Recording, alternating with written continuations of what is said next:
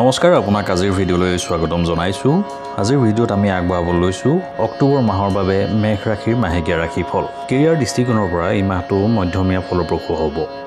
শনি মাহটো একাদশ স্থানত প্ৰস্থানপদ অৱস্থাত থাকিব, যাৰ বাবে আপুনি আপোনাৰ কামত অতি কঠোৰ পৰিশ্ৰম কৰিব লাগিব আৰু আপোনাৰ ওপৰতো কৰ্মৰ চাপ থাকিব। আপোনাৰ ঊৰ্ধ্বতন বিষয়াসকলে আপোনাৰ লগত কোনোবা এটা বিষয়ত তৰ্কৰ সৃষ্টি হ'ব পাৰে। 20 অক্টোবৰলৈকে মংগল তৃতীয় স্থানত থাকিব, যাৰ বাবে আপুনি আপোনাৰ কঠোৰ পৰিশ্ৰম আৰু দক্ষতাৰে কঠিন প্ৰত্যাহ্বান অতিক্ৰম কৰাত সফল হ'ব আৰু সহকৰ্মী আৰু প্ৰতিদ্বন্দ্বীক পৰাস্ত কৰাটো সফল হ'ব। 20 অক্টোবৰৰ পৰা মংগল কৰ্কট ৰাশিলৈ আহিব আৰু আপোনাৰ দশম আৰু একাদশ ঘৰটোক চাব, যাৰ বাবে আপুনি আপোনাৰ কামত অধিক শক্তি দেখুৱাব পাৰিব। বুধ মাহৰ আৰম্ভণিতে সূৰ্য আৰু কেতুৰ সৈতে ষষ্ঠ স্থানত উপস্থিত থাকিব আৰু মংগল আৰু বৃহস্পতিৰ প্ৰভাৱত থাকিব, যাৰ বাবে আপুনি বিৰোধীয়ে আপোনাক অশান্তি দিবলৈ চেষ্টা কৰিব পাৰে। কিন্তু মাহৰ দ্বিতীয়াৰ্ধত বুধ আৰু সূৰ্য আপোনাৰ স্থানত থাকিব আৰু 20 অক্টোবৰৰ পৰা মংগলো চতুৰ্থ স্থানলৈ আহিব। তেতিয়া এই সমস্যাবোৰ কমি যাব।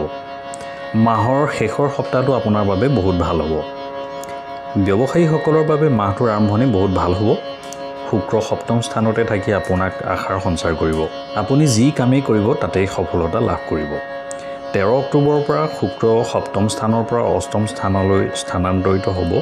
তেতিয়া আপুনি অলপ সাৱধান হ'ব লাগিব আৰু কোনো কাম গোপনে কৰাটো পৰিহাৰ কৰিব লাগিব।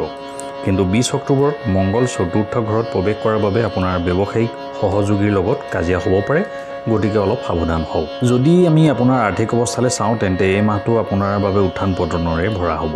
গোটেই মাহটো শনি ৰেট্ৰগেট অৱস্থাত একাদশ স্থানত থাকিব, যিটো আপোনাৰ আৰ্থিক অৱস্থাৰ বাবে অতি অনুকূল হ'ব আৰু আপোনাৰ আয় দিনক দিনে বৃদ্ধি হৈ থাকিব।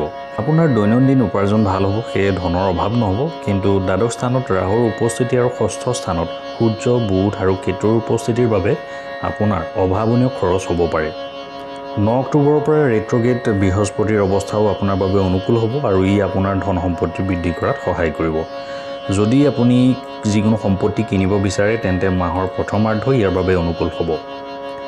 প্ৰেমৰ ক্ষেত্ৰত পঞ্চম স্থানৰ অধিপতি সূৰ্য মাহৰ আৰম্ভণিতে বুধ আৰু কেতুৰ সৈতে ষষ্ঠ স্থানত থাকিব আৰু তেওঁৰ ওপৰত মংগল আৰু বৃহস্পতিৰ সম্পূৰ্ণ দৃষ্টি থাকিব। ইয়াৰ উপৰিও ৰেট্ৰগেট শনিয়ে গোটেই মাহটো আপোনাৰ পঞ্চম ঘৰটোক দিশ দিব, যাৰ বাবে এই সময়ত প্ৰেমৰ সম্পৰ্কৰ বাবে কিছু প্ৰত্যাহ্বানজনক হ'ব পাৰে। আপুনি কোনো তিক্ত কথা কোৱাৰ পৰা বিৰত থাকিব লাগে আৰু আপোনাৰ আপোনজনক এনে কোনো কথা নক'ব, যাৰ ফলত তেওঁলোকৰ মনত বেয়া লাগিব পাৰে। বিবাহিত ব্যক্তিৰ ক্ষেত্ৰত মাহৰ আৰম্ভণিতে সপ্তম স্থানত শুক্ৰ আৰু দ্বাদশ স্থানত ৰাহু আৰু দ্বিতীয় স্থানত দেৱগুৰু বৃহস্পতি উপস্থিত থাকিব। ইয়াৰ দ্বাৰা আপোনাৰ বিবাহিত জীৱনত মধুৰতা আহিব। ইজনে সিজনৰ মাজত প্ৰেম আৰু ৰোমান্টিকতাৰ সম্ভাৱনা থাকিব আৰু পৰিয়ালৰ প্ৰতি দায়িত্ব আপুনি ভালদৰে পালন কৰিব। 17 অক্টোবৰত সূৰ্য আপোনাৰ সপ্তম ঘৰত প্ৰৱেশ কৰিব। ইয়াৰ ফলত সম্পৰ্কত কিছু উত্তেজনা বৃদ্ধি পাব পাৰে। যিকোনো ডাঙৰ সিদ্ধান্ত লোৱাৰ পৰা আপুনি বিৰত থাকিব লাগে।